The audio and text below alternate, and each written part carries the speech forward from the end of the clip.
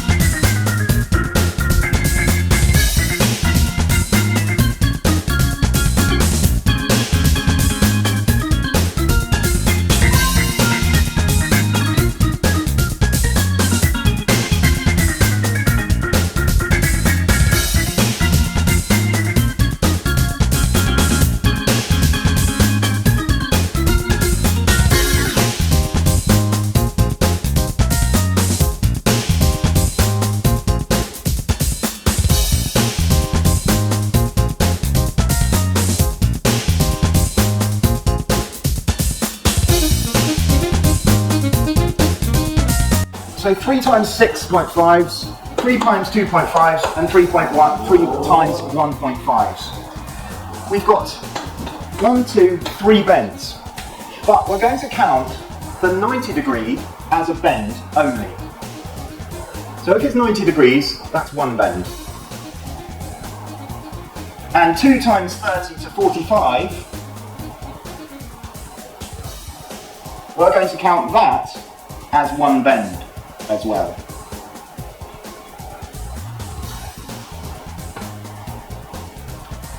The total distance to run from there to here, let's call that 3 meters. Now what are we allowed to pull through? I've got 3 times 2.5s solid, 3 times 1.5 solids, and 3 times 6 stranded, and I've only drawn them once each. When we're talking about drawing through cables in a conduit, we're really interested in the amount of airspace that is left in the conduit as we pull it through.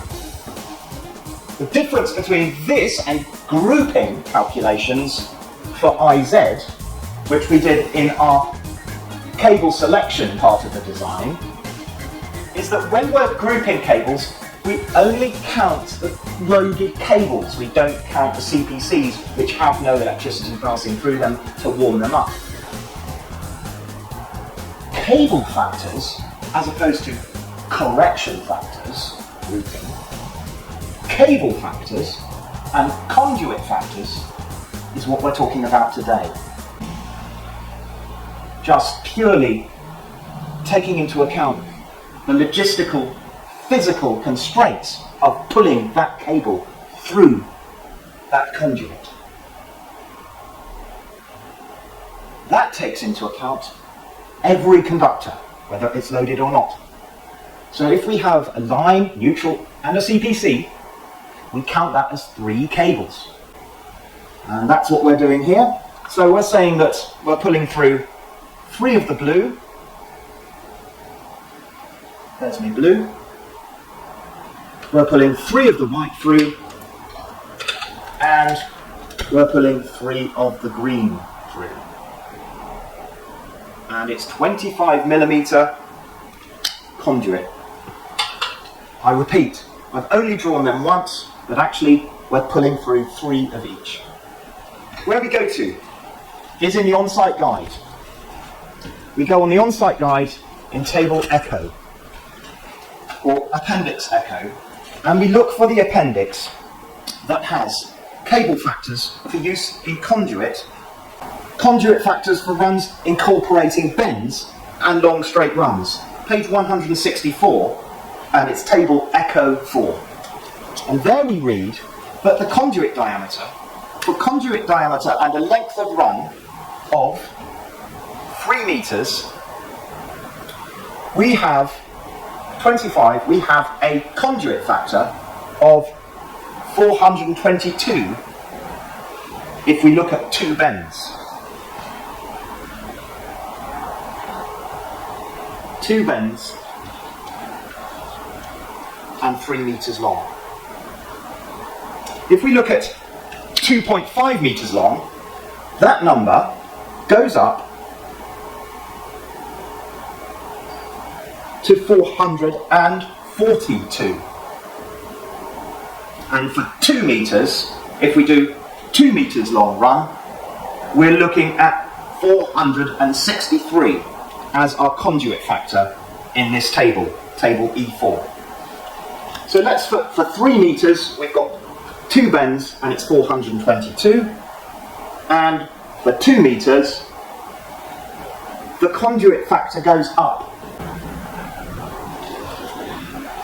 In Appendix E, not only do we have our conduit factors, which tell us how much space there is in conduit, in effect, we have our cable factors for runs not exceeding 3 meter lengths, and for runs exceeding 3 meters in length, or in runs of any length incorporating bends or sets.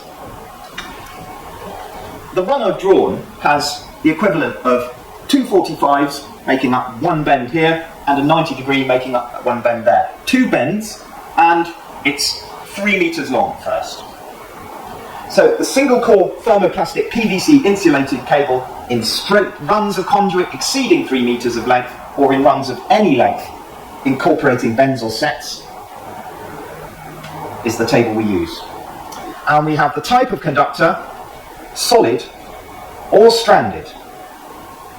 Cable factors for use in conduit in long straight runs over 3 meters, or runs of any length incorporating bends. Table Echo 3, both solid and stranded have the same factors on them.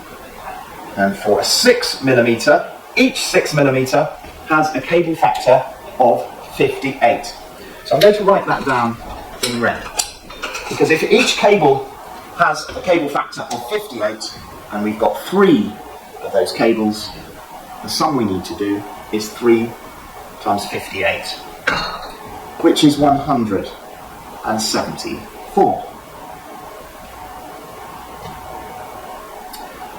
Now 2.5 solids. Well, solid and stranded are both the same in this table, and 2.5. For each 2.5 cable, we have a factor of 30. We've got 3 2.5s here, with a factor of 30, giving us 90 as our total here. 1.5 millimeter solid cable. Well, solid or stranded are the same factor in this table. 1.5 gives a factor of 22. So 3 of the 1.5s at 22 gives us 66. Now if we add all these together,